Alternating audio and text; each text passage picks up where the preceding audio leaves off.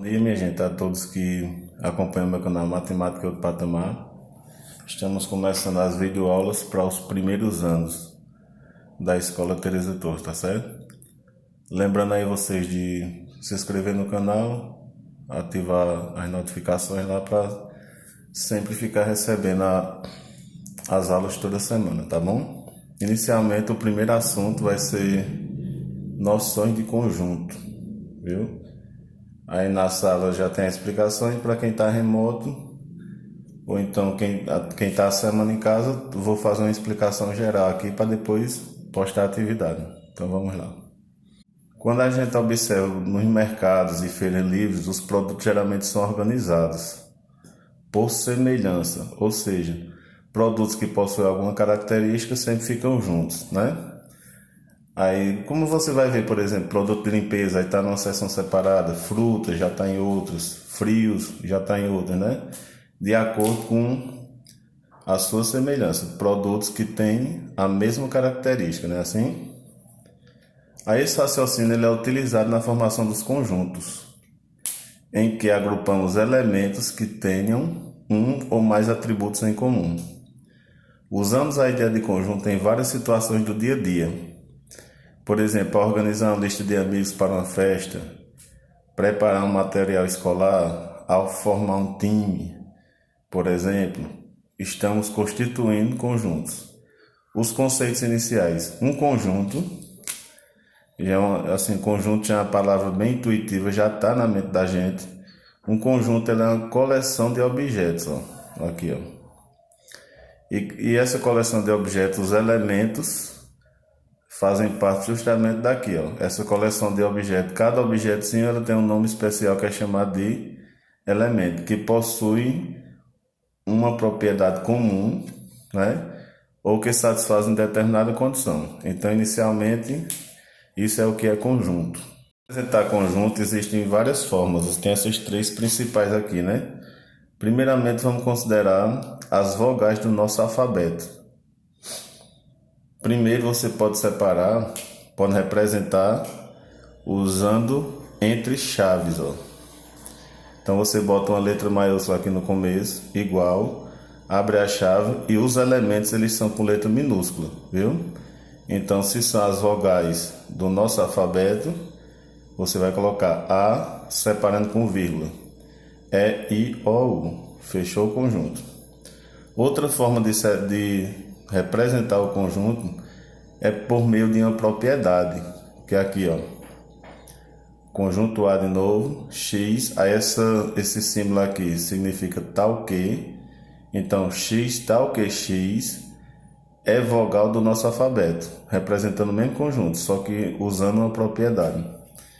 E a outra propriedade é usando o diagrama de Venn, que esse diagrama é homenagem ao matemático que representou os conjuntos dessa forma.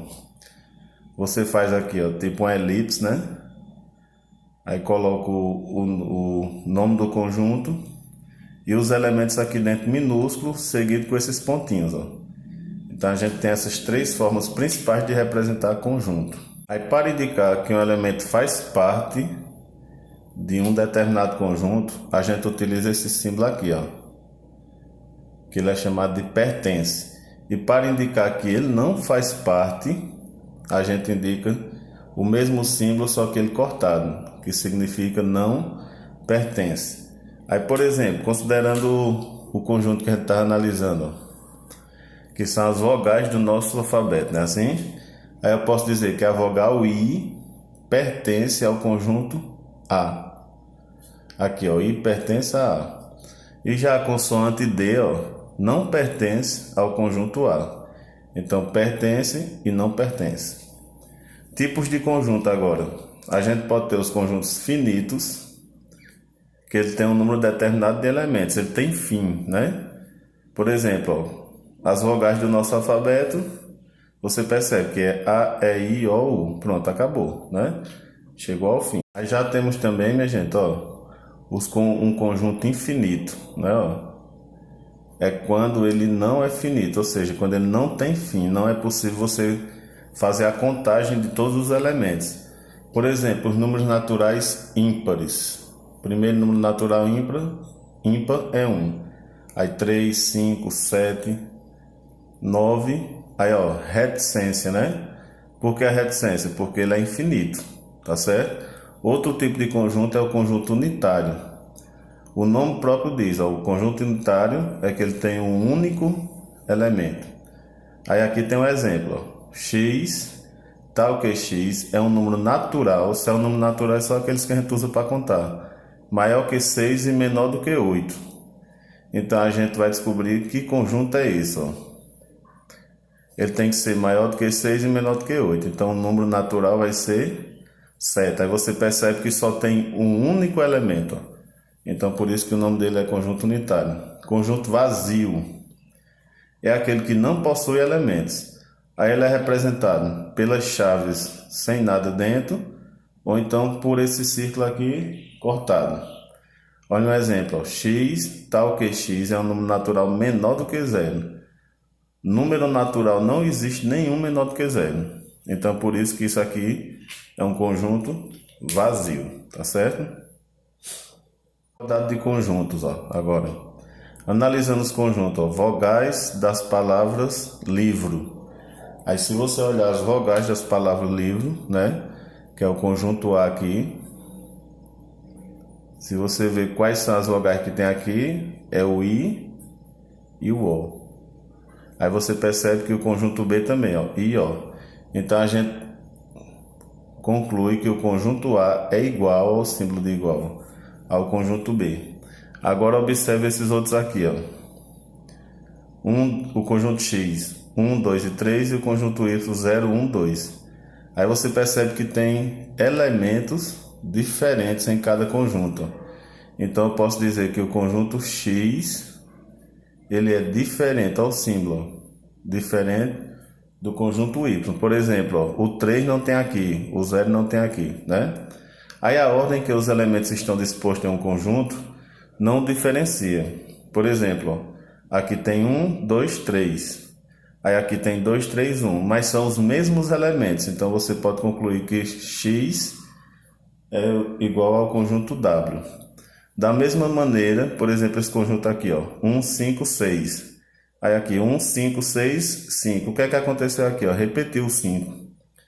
Então eles são iguais do mesmo jeito, ó, porque eles têm os mesmos elementos. Porque apesar do 5 aqui aparecer duas vezes, elementos repetidos não diferenciam o conjunto.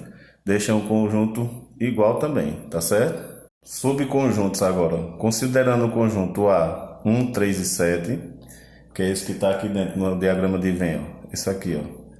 E o conjunto B, 1, 2, 3, 5, 6, 7 e 8. Ou seja, tudo isso aqui, o B é o maior, tudo, né? Observamos que todo elemento de A também é elemento de B. Você vê aqui, ó. Por exemplo, ó, o número 1 está no A e também está no B. O número 3 está no A e também está no B. O número 7 está no A e também está no B. Então você percebe que todo elemento de A, do conjunto do A, também está no conjunto B. Nesse caso a gente diz que A é subconjunto do B, né? Aí a gente escreve assim, ó, A está contido em B, tá certo? E você pode dizer o contrário, ó. Quando o símbolo é o contrário, aí você pode dizer que B contém A. Aqui você vai dizer, ó, que o A está contido em B, como você pode dizer o contrário, B contém A. E quando não estiver contido, é esse símbolozinho aqui cortado. E quando não contém, o mesmo símbolo daqui cortado também. Exercício aqui para a gente ir se acostumando, né? Pronto, vamos ver aqui, ó. Tem um conjunto aqui que ele está representado por uma propriedade, ó. Descreva os conjuntos enumerando seus elementos. O conjunto V, aí você tem que colocar, ó, V igual, abre a chavezinha, né? Aí X é vogal da palavra estacionamento, então eu vou logo separar as vogais, ó, né? Estacionamento. Aí você está percebendo que o E está se repetindo, você está percebendo que o A também se repete, o I não se repete e o O, né? Então aqui, quais são as vogais que estão aqui, ó? A, vogal A, a vogal E, a vogal I e a vogal O. Mesmo que ela esteja se repetindo, mas você só coloca uma vez só, tá certo? Esse outro, ó, conjunto P agora. Vou fazer lá aqui mais embaixo. Conjunto P é o número natural primo menor do que 50. Número primo é aquele que divide por 1 e por ele mesmo. O primeiro é 2, ó. 2, aí 3, 5, 7, 11, 13, 17, 19, aí depois vem 23, 29, 31, 37, 41, 43, 47. Tem que ser menor do que 50. Então parou aqui, ó, né? São todos esses elementos aí. Questão aqui, ó. Observa o diagrama. Conjunto E, F e H. Aí tá querendo saber quais são as afirmativas verdadeiras, né? Então vamos lá. O conjunto E não está contido no F, não é assim? O conjunto E não está contido no F. Isso é verdade, porque na verdade é o F que está contido no E e não o E que está contido no F, né? Então aqui vai ser verdadeiro. Porque você percebe que tem elementos que estão do E que não estão dentro do F. Letra B. F contém E, né?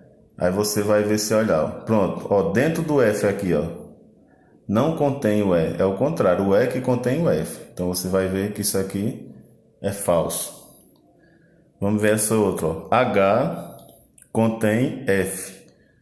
Se você olhar o conjunto H, minha gente, esse aqui de amarelo, ó, e o F é esse aqui, rosa, ó. Aí você percebe que o F todinho não está aqui dentro, só se ele estiver aqui dentro todo, né? Então isso aqui é falso também. Letra D. O E contém H. Agora sim, ó, o E é esse grandão, ó, e o H todinho está dentro do E. Então aqui você vai dizer que é verdadeiro. A letra E. F não está contido em H, né? Aí você percebe também, o F é esse e o H é esse aqui. Aí esse F todinho tinha que estar aqui dentro do H, ó. Então aqui não está contido, é verdadeiro. E o outro, o H está contido no E, verdade também, ó. O conjunto H está contido nesse maior aqui, que é o E. Tá certo?